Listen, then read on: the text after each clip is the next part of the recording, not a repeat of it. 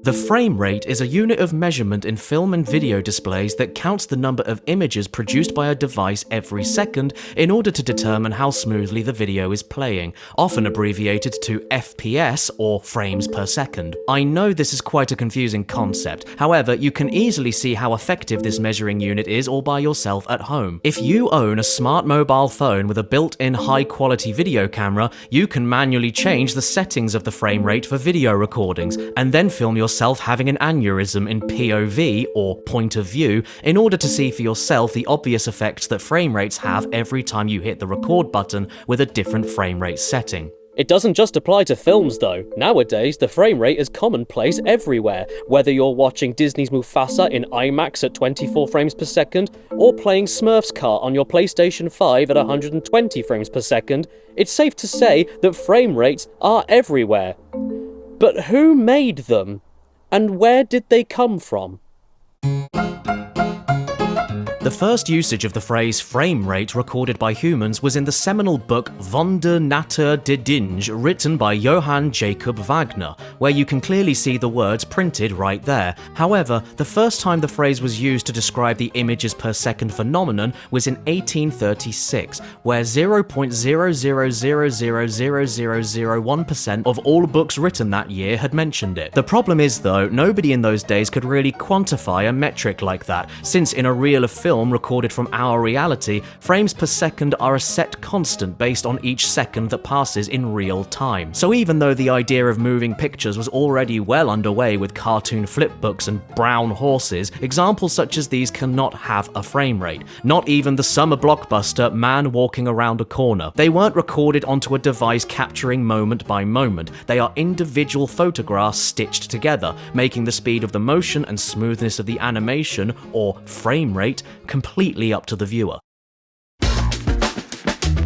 When it comes to actual captured frames per second, that's another story, and one that involves video cameras. So in order to find out more about where the frame rate originated, I took a visit to London's go-to premier film and photography camera museum, literally named the Camera Museum, where you can also get a lovely coffee at their cafe and is not too difficult to find, tucked nicely away from the hustle and bustle of London's city centre down Museum Street, and right next to the British Museum of Stolen Egyptian Hair. The owner and curator of the museum very kindly let me and my crew head down to the cellar to take a look around and get a more intimate experience with the hundreds of historic cameras that they had on display. However, while perusing what they had and learning a thing or two along the way, I was keeping my eyes peeled for the main reason I wanted to visit this unassuming coffee shop in the first place. Because for as immaculate as this collection is, I needed to find the device that was responsible for pushing the frame rate into the mainstream as we all know and love it.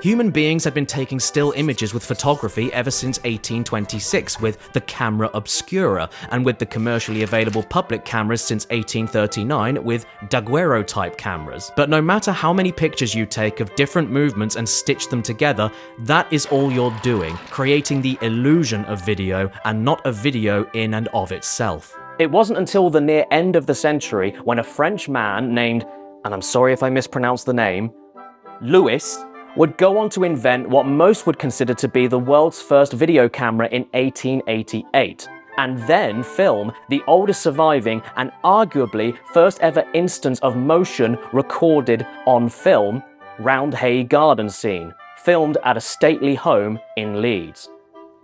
This is not that camera. Unlike the other posers hogging all the public glory like Man Walking Around a Corner, Roundhay Garden Scene was captured within 2 seconds and was designed to be viewed within those 2 seconds via a roll dispenser in a public toilet. Historians today tend to agree that the film was shot in 7 frames per second, despite one of the actors in the film and the son of the man who filmed it saying it was 12 frames per second, but I agree with the historians because what the hell would this know? He wasn't even there. Thus, in 1888, what the world would come to know know as the frame rate was born, and Louis Le Prince would be forever lauded as the man who filmed the first ever frame rate. I even took a trip to Bradford, UK, to visit the National Science and Media Museum in order to see one of the only surviving negative copies of the film reel for Roundhay Garden Scene, the ultimate artifact of frame rate history. It wasn't in there, so I went to the beach instead. I have my reasons. He called me a bum, then he jury sided with me in new armchair, so I'm sending bums to my address.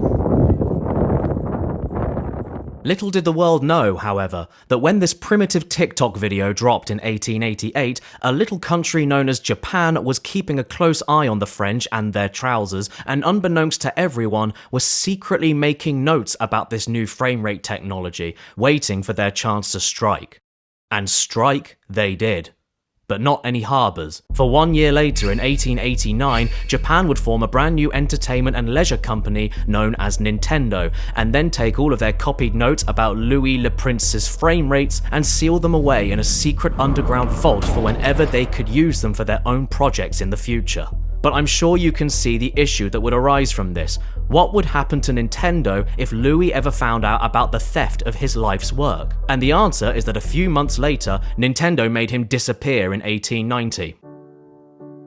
I can't be too harsh to France. I mean, in all fairness, in 1888 they'd only just learned how to walk. That's half of 120, which is what happens when you divide 120 by 2. Guess the frame rate and guess the frame rate too. Clearly don't dick around with you. While you're playing all of the other games that Switch 2 has to offer, like Mario Kart World and told welcome when we got to the front of the line. We just went past the welcome tour sign, and then the lady at the welcome desk says hello. The game hasn't even truly begun, and yet we've already been hit with a subversion of expectation. Well, it feels like I'm about to check into my flight with Virgin Atlantic, and I don't like that man with the omelette on his head.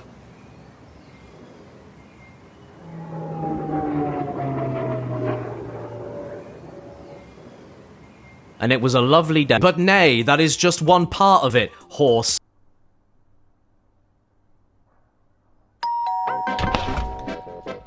Oh, there's nobody there.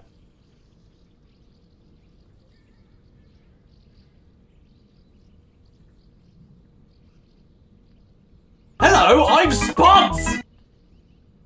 When will you have enough money? Never! Watch as I sell my own body! This video has been sponsored by myself! Hello! On your phone, on your laptop, on your face, on your pets, on your floor, on your face, or on your priceless family heirlooms. Disclaimer, individuals who place the sticker on their property agree to the terms and conditions, including but not limited to a 68% chance of summoning the depicted entity to inflict bodily harm on all residents in your home.